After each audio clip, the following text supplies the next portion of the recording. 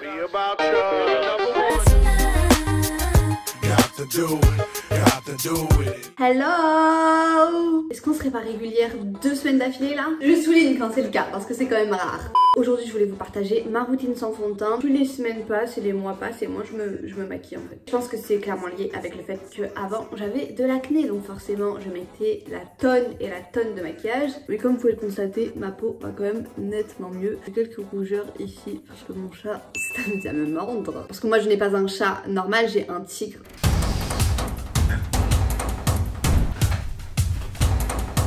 Vraiment un tigre quoi. En attendant ma peau va beaucoup mieux et du coup ma routine maquillage s'est vachement amoindrie. Donc je voulais vous montrer quand même comment unifier son teint, comment avoir bonne mine sans pour autant utiliser de fond de teint. First things first, je dégage mon visage. Ouf, est-ce qu'on serait pas content de se revoir un peu sur YouTube quand même? Franchement, on s'est pas manqué un peu? Parce que moi vous m'avez manqué, mais peut-être que c'est que dans un sens. J'ai déjà fait ma skincare routine etc. Et je vais juste remettre un peu de brume et de crème avant d'appliquer le reste du maquillage. Parce que moi j'ai la peau tellement sèche, dû à Roaccutane encore une fois, que je suis obligée d'avoir une crème juste avant de me maquiller, sinon tout ce que je vais mettre sur ma peau ne va pas glisser en fait. Ça va faire cakey, il faut avoir l'application de produit à tout prix, que j'ai un produit un petit peu, soit un primer, un truc un petit peu glissant qui permette un joli rendu. Alors première étape, la brume. Celle de chez Caudalie, ça bouge pas, quasiment fini, hein, j'utilise vraiment tout le temps. Alors moi je prends le Baume Egyptian Magic, c'est pas du tout une crème hydratante normale, c'est une crème hyper riche. C'est pas une crème de jour, hein. Genre pas du tout, c'est moi qui invente en fait. Mais tellement ma peau est sèche en fait, je suis obligée de l'utiliser en crème de jour. Parce que sinon en fait le teint n'est pas joli, genre n'est pas glowy. En fait je préfère avoir un teint hyper glowy et après à la limite bien matifié et tout avec des poudres. Plutôt que pas mettre de produits suffisamment crémeux dès le début pour avoir un rendu glowy. Parce que ça c'est irrattrapable en fait dans l'inverse. J'ai l'impression que je parle pas du tout français, mais vous me pardonnez, c'est parce que ça faisait longtemps que j'étais pas venue sur YouTube, donc forcément on perd l'habitude de parler à une caméra. Hydratation done. Avant je faisais pas du tout mes sourcils, en ce moment j'ai grave la hype autour des sourcils. Avant je les épilais pas du tout. Je m'en foutais en fait, je trouvais que mes sourcils étaient fournis et tout, et que j'avais pas besoin de les épiler. Et en ce moment j'ai un petit peu craqué à les épiler. Parce que je trouve que ça fait quand même une plus jolie ligne et que ça ouvre un petit peu plus le regard. En fait je trouve que c'est un bon point de départ, les sourcils, dès le début du maquillage, comme ça on voit un petit peu où on va, tu vois. C'est important je trouve. Je commence par fixer les sourcils vers le haut parce que on aime les effets brow lift ici. Ici le thème c'est Cara Delevingne, ok. Et la queue je la redresse toujours un petit peu vers mes tempes pour avoir cet effet un petit peu... Est-ce que vous vous rappelez de ma vidéo que j'ai fait brow lift où je testais le brow lift avec vous? Vous pouvez pas me répondre, donc je vais faire comme si vous aviez dit oui. Et figurez-vous que ça m'a quand même embêtée parce que maintenant j'ai un genre d'épi en fait ici là. Avant j'avais pas d'épi quoi, et maintenant ça me fait un épi, je galère à le fixer. En fait ça me fait une vague et c'est quasiment impossible à fixer. Alors j'essaie de quand même pas abuser du truc trop relevé, donc ici je vais un petit peu tempérer la vibe. Tempère-toi sourcil, calme what. Ok, c'est pas mal. Essayez aussi de vous dire d'où viennent les produits à chaque fois parce que c'est un truc que vous me demandez tout le temps en commentaire. On continue avec les sourcils. Je vais utiliser un pinceau plat comme ça qui vient de chez Primark je crois. Et du coup je viens prendre mon correcteur de chez MAC. Vous vous rappelez, ça c'est mon premier correcteur que j'ai acheté. Genre dites-vous que ce correcteur là, c'est un des premiers produits maquillage que je me suis acheté. Genre je m'en rappelle, c'est vraiment genre tard l'époque de Salana Saint-Joy Phoenix. Je pense que j'étais au collège hein. Incroyable, il va avoir 10 ans genre. Je pense qu'il est périmé depuis. Mais j'ai décidé de me voiler la face parce qu'il est très bien. Et qu'il me fait pas du tout de boutons, donc voilà. Et en plus il m'en reste beaucoup parce que j'utilise vraiment que pour les sourcils. Et en fait je viens de dessiner vraiment... Hop, je viens un peu snatch le sourcil pour vraiment avoir l'effet très droit. Après avec ce qui me reste sur le pinceau, je viens un petit peu sur le dessus. Comme ça. Pour pareil en fait un petit peu étirer. Je vais me faire pareil de l'autre côté. Donc pour ce qui est des sourcils, j'estompe au doigt. Hein. Une fois que c'est fait, je vais me prendre un pinceau tout fin. Parce que c'est vraiment... Alors attendez, je vais essayer de vous donner les références en même temps. Ok, j'ai pas la ref. Et du coup, je vais me prendre ma palette de chez Morphe et je prends un gris un petit peu froid comme ça et je l'utilise pour mes sourcils. En fait, je viens grave accentuer un petit peu la queue comme ça parce que c'est vraiment cette partie-là qui est clairsemée. Et avec ce qui me reste sur les sourcils, je viens hop là ici accentuer les plis. Maintenant on va passer au teint. Donc je vais récupérer mes deux anti-cernes infaillibles. Vous me demandez toujours les teintes. J'ai la 329 et la 324 avoine et du coup cajou. Ce que je fais c'est que j'en mets hop là sur ma main comme ça. Je mélange les deux teintes. Voilà, je reprends le pinceau à sourcils, donc celui qui venait de chez Primark. Pinceau Primark, très bien d'ailleurs, je vous les conseille. Et du coup là je viens corriger tout ce qui me déplaît un petit peu. Donc je viens hop corriger mes rougeurs au coin du nez. Là j'ai quelques spots, enfin cicatrices de spots disons, que je viens un petit peu couvrir. Pas hésiter à parler normalement en fait. J'arrive pas à parler et à me maquiller en même temps, c'est un truc de fou. Là il m'en reste un petit peu et je viens rajouter du plus clair parce que pour le dessous de l'œil j'ai un effet encore plus clair. Ouais, j'ai rajouté juste une petite touche. Je pas un effet non plus tout blanc en dessous comme à l'époque. Non, non, non. Quand même, on est en 2021. On évolue comme tout le monde. Un petit peu la technique de TikTok que tout le monde fait maintenant. Et c'est vrai que ça fait un joli résultat. Et puis moi, de toute façon, même à l'époque où c'était la mode du grand triangle, là, je faisais pas. Et du coup, j'ai estompé avec un beauty blender. Pendant longtemps, mon beauty blender, genre, il était mort et tout. Et j'avais la flemme d'en racheter un.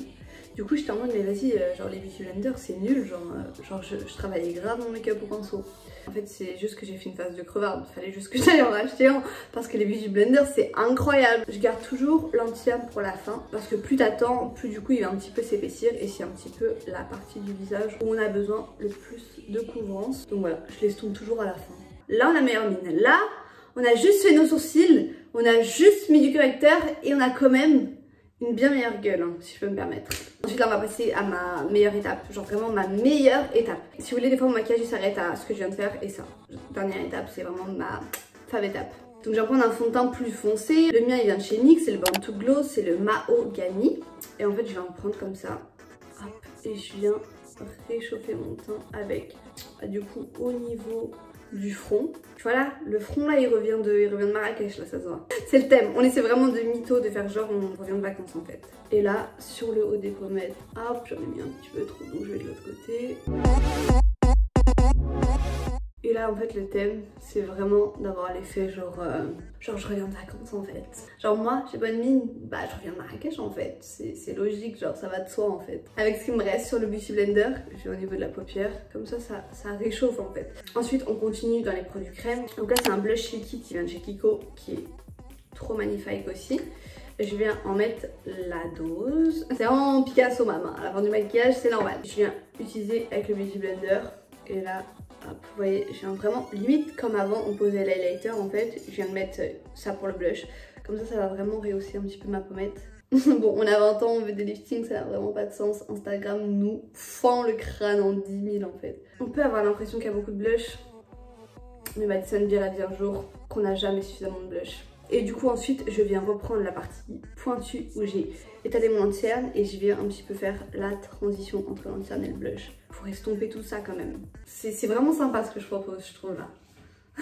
L'avantage de prendre des produits crème comme ça, hyper légers, un petit peu aérés, c'est qu'on voit toujours le grain de peau à travers, tu vois. On veut toujours voir notre peau en dessous, on veut toujours voir quelques petites rougeurs, quelques petites imperfections, quelques petites taches, quelques grains de beauté, enfin c'est important. Donc là j'utilise l'highlighter de chez Kiko. Pas hésiter à dire la référence.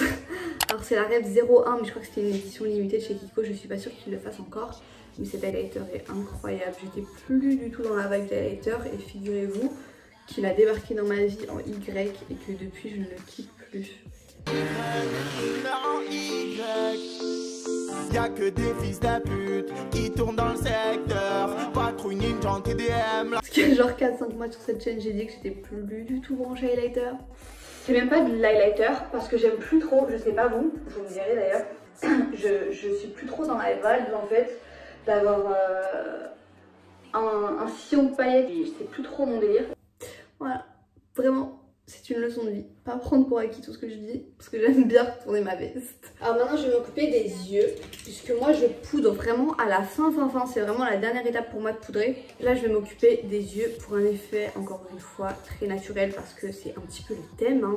On veut duper notre monde mais que ça se voit pas trop. Du coup je viens prendre mon bronzer qui vient de chez Bahama Mama, donc de chez The Balm. Je viens prendre mon pinceau estomper qui vient d'AliExpress et là je viens un petit peu accentuer, je viens vraiment au niveau du creux de la paupière.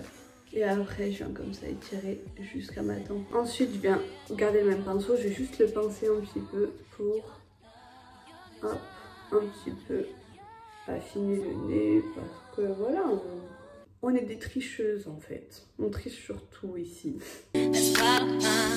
Ensuite je viens estomper tout ça avec un pinceau estompeur un petit peu plus fourni qui vient de chez Morphe et qui est incroyable, c'est le M504.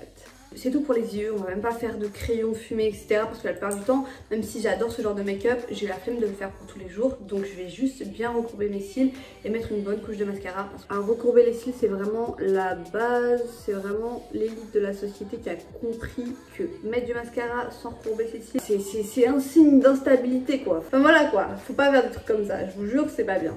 Regardez juste la différence, regardez.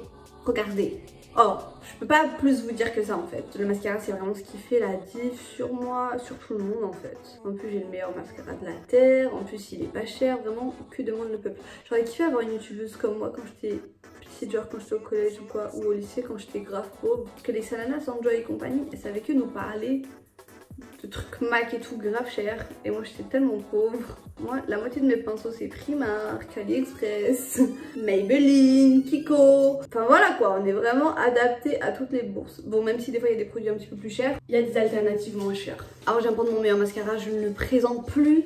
Love him.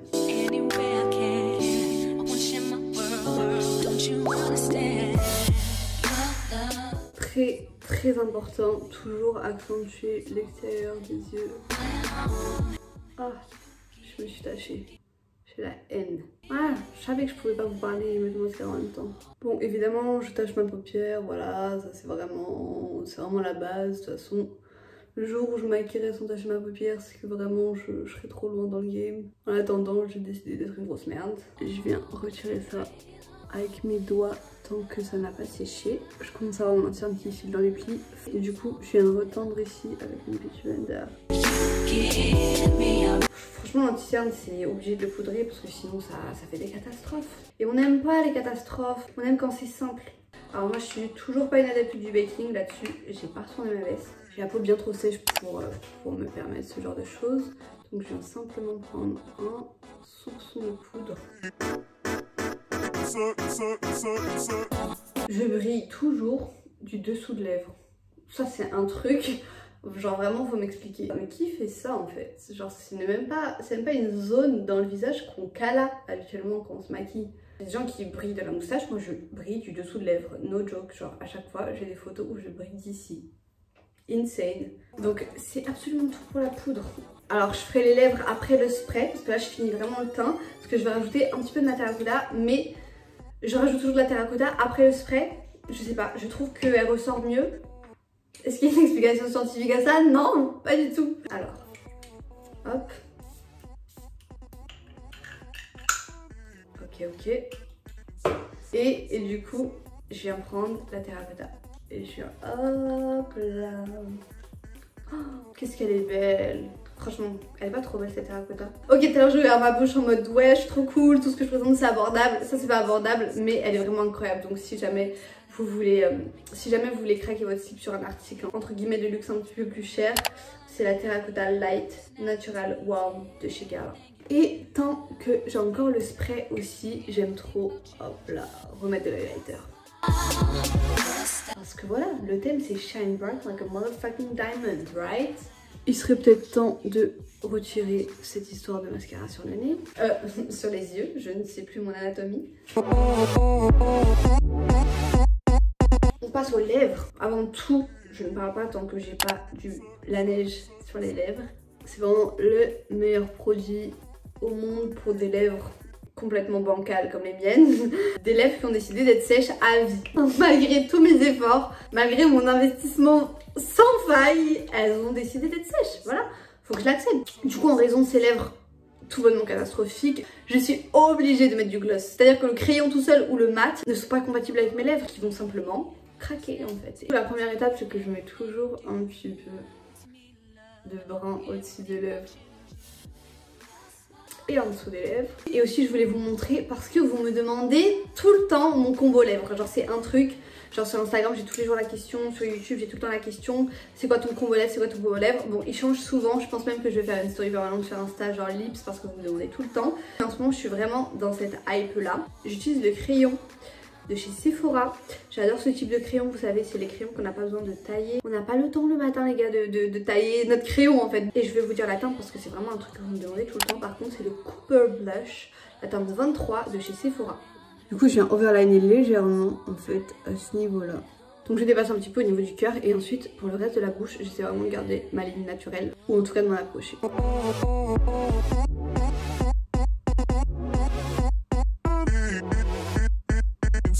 En fait c'est ça qui change. Avant je remplissais en fait avec une couleur plus claire ou alors avec la même couleur.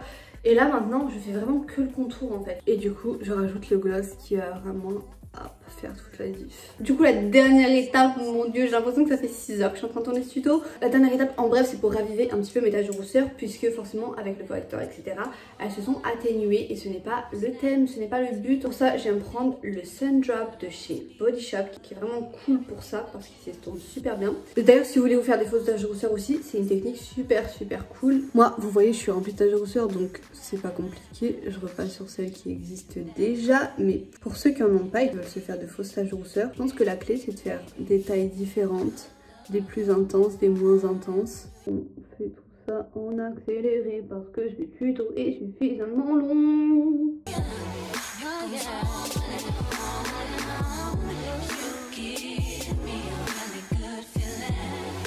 On va pas laisser ça comme ça parce que c'est un petit peu too much hein. Du coup je vais estomper soit au doigt soit au beauty blender, ça c'est un petit peu vous qui voyez par contre. Tadam! C'était long hein, je sais pas si vous c'était long du coup. Je vous ai un petit peu partagé ma routine make-up sans fond de teint. Et si ça vous a plu bien sûr, pas hésiter à laisser un like, pas hésiter à s'abonner et pas hésiter à commenter. C'est vraiment le starter pack du soutien. En attendant on se dit à très vite pour une prochaine vidéo, je vous fais de gros bisous et voilà.